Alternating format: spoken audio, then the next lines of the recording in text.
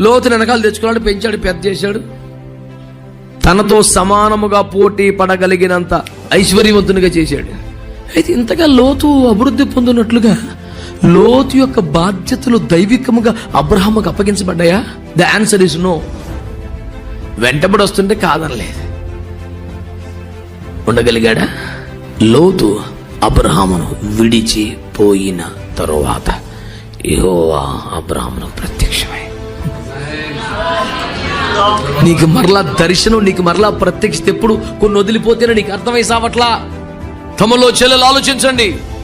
లేనిపోని స్నేహాలు, లేనిపోని బంధాలు, అనవసరపు రిలేషన్స్, లేనిపోని అడ్డగోలు, పనికి మాలిన ఆవేశపూరితమైన కమిట్మెంట్స్, వీటి వలన నువ్వు ఎదగాలనంతగా ఎదగలేకపోతున్నావు, సాగాలనంత స్పీడ్గా రాలేకపోతున్నావు. అవే లేకపోతే వదిలించుకుంటే ఈ పాటికి ఇంకా చాలా ముందుకు వచ్చేదాని. లేనిపోని దరిద్రంతో తగిలించుకున్నావు. వదిలాయి.